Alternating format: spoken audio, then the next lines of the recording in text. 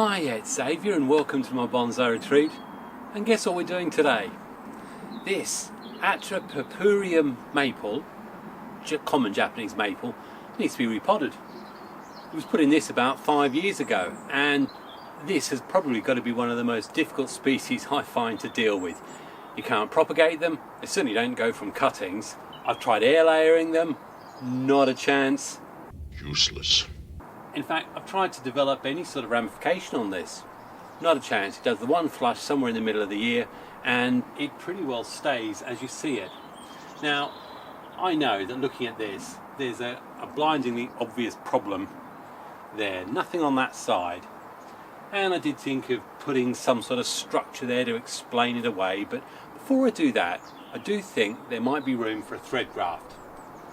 Unfortunately, I haven't got a whip that I can use, and because it's a purpureum, I can't just use anything, so that may well have to be a project for next year. What can I do? I'm glad you asked.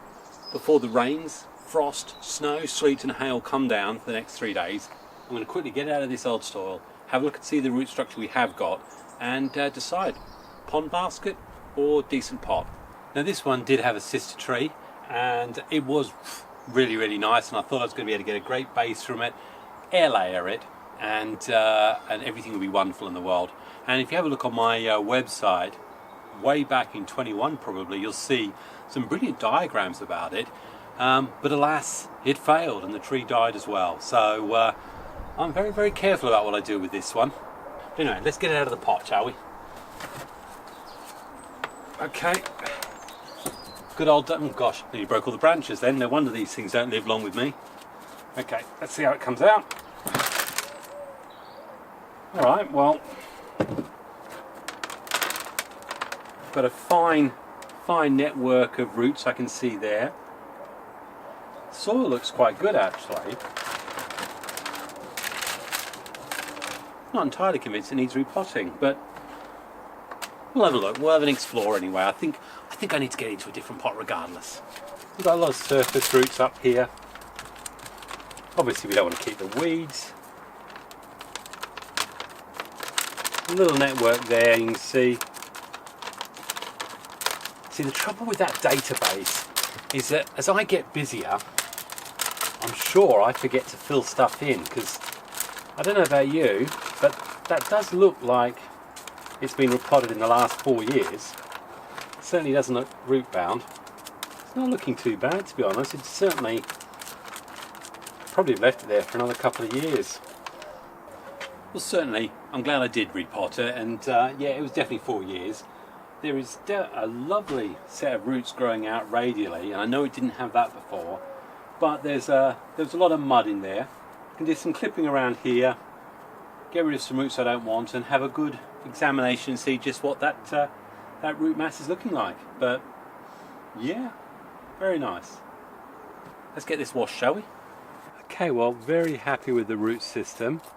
As you can see, we've got lots of fine growth, but what we have got is some real obvious decisions to make about this. We can get rid of that one, definitely. And it's always the same this time, is what I've learned through this one, to be honest, is that you can take so many roots off and still end up with really good results. We've got a lower section of roots coming through here. Just going to cut those back a bit. Upward stuff. I'm not sure whether I want the stuff up there, so we're going to get rid of all of that. There's layers of roots up there, so I've got to sort through that. We've got some twisty ones here coming from this, but if you look here, you've actually got quite a nice set of roots coming round, so I could actually lose that, and that's what I'm going to do. I'll clean that up more later, but now I think that base is going to work much better. I've got this big heavy one here. Underneath it there are also roots underneath it here. I'm not entirely sure if I'm going to take that off yet. In fact, I can see something under it, so I'm going to. So I'm basically going to lower the root plane on this. It's too low!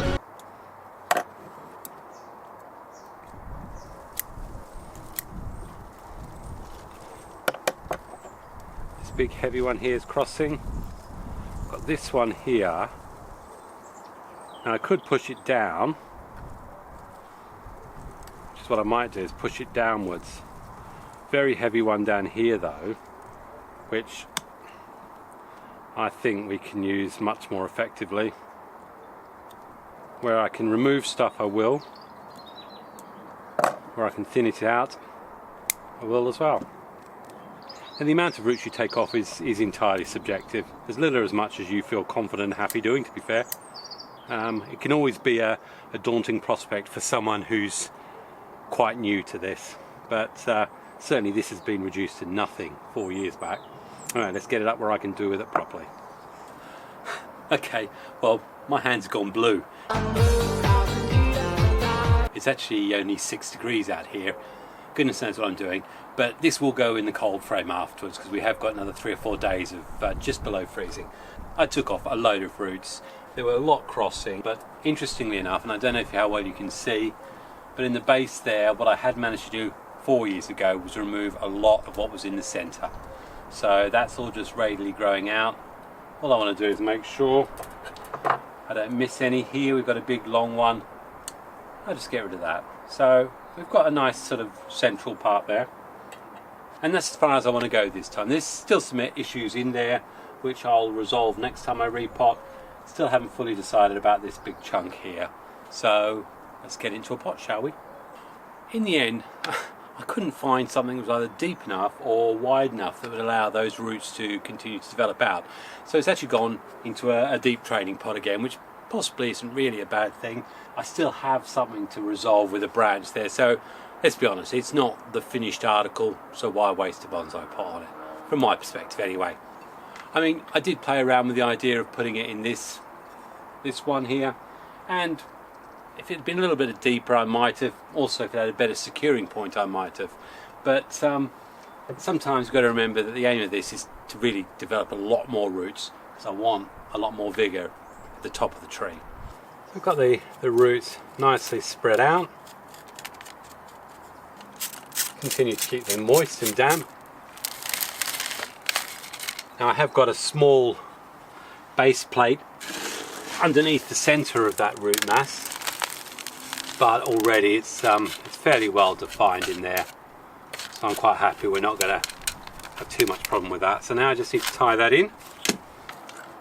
All I want to do is keep securing the pot. What I don't want to do is do too much damage up here with wire biting in. So once the roots are developed, then I'll be able to release those. So front's sort of in there until I resolve what I did to a branch. This is horrible.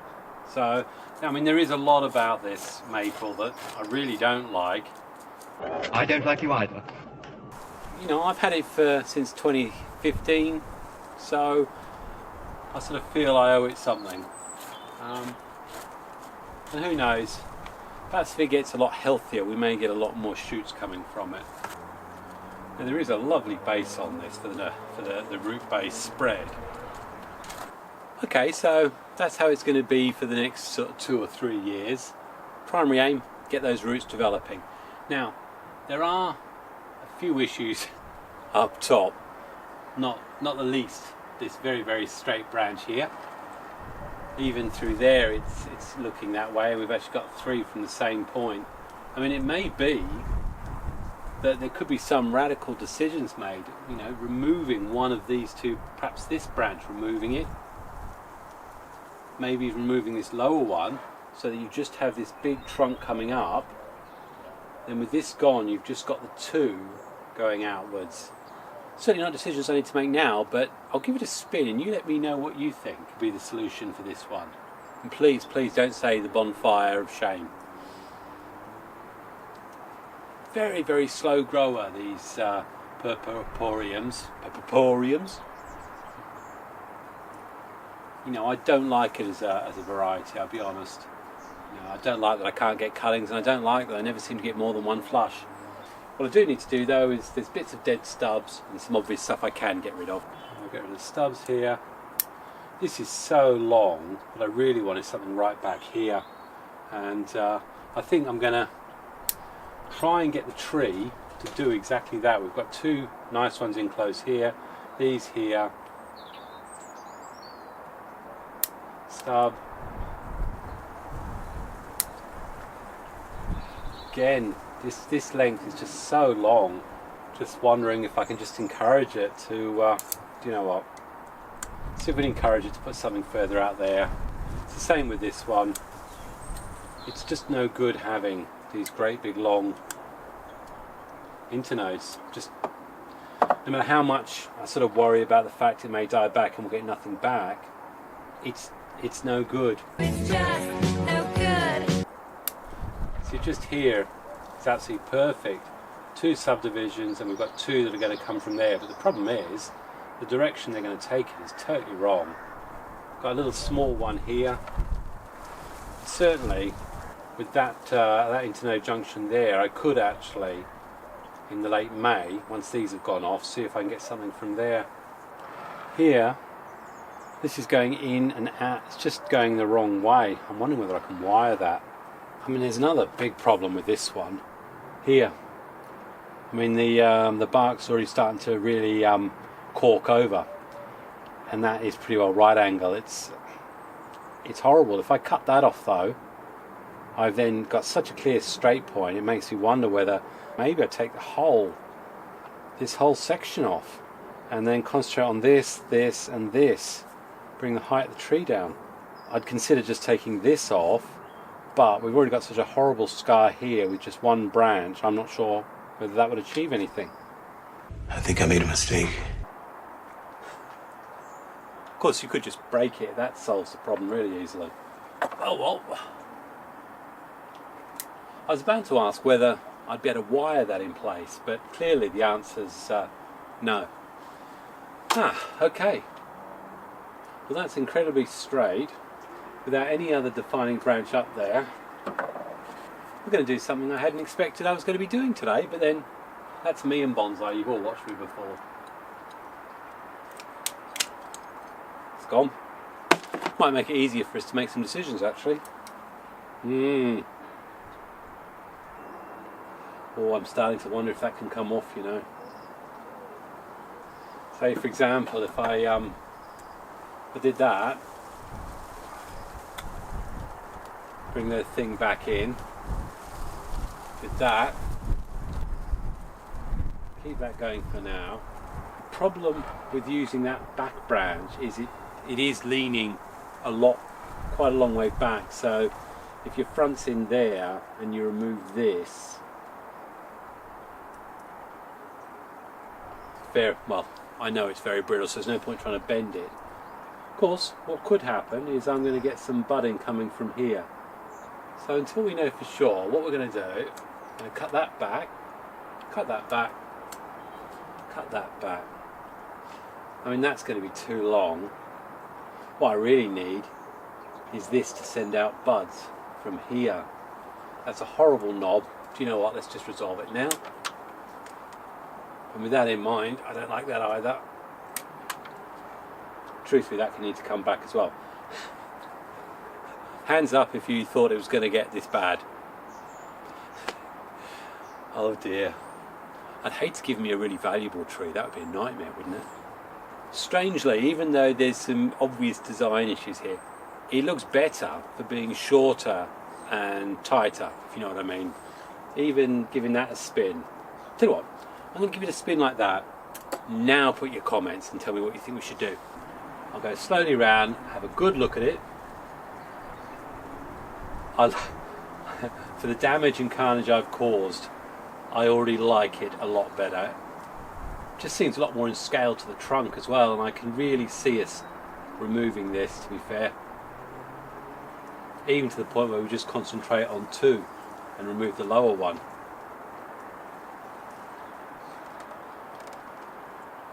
We should never be afraid of facing up to our actions. Yeah, I didn't expect that branch at the top to break as it did, but truthfully, I think we all recognise that whole upper section really wasn't helping the tree. I think the hardest thing with bonsai sometimes is if we've had a tree for a long time, we get used to how it is with its faults. And you know, this great big long stick that was on top there, because it had some growth at the top, it was telling me that I can develop further from that. But actually, the big right angle bend was an eyesore, was never going to be resolved. It had to go anyway, so it did. I'll be extremely interested to hear what you all think in the comments, and please refrain from any X-rated words if you didn't like what you just saw happen to this this Japanese maple. I actually think it's better now. Long way to go. Let's get those roots building. Let's see if we get some sort of budding coming as a result of all this this work down there. It may just have stagnated, a bit like I do. Unexpected, but all part of the bonsai journey. I mean, if the thought of things breaking scares you, worries you, then perhaps this isn't a hobby for you. Or perhaps I'm just too rough-handled. Anyway, hopefully you've enjoyed it. If you have, a big like. And please, on this tree, I do want your comments and your thoughts. And we'll see where we'll go from this, probably in about 5 months' time. Well, probably nearer the August. As always, share, subscribe, and if you do want to know about what happens to this, hit bell notifications, ding ding ding, because you don't want to miss the content when it comes out, surely. Apart from that, thanks very much for taking the time to watch, for comment, and for all your active participation. Your support is brilliant, and it does me the world of good every morning when I wake up to eat my Cocoa Pops. So thanks very much. Happy bonsai and God bless. Cheers.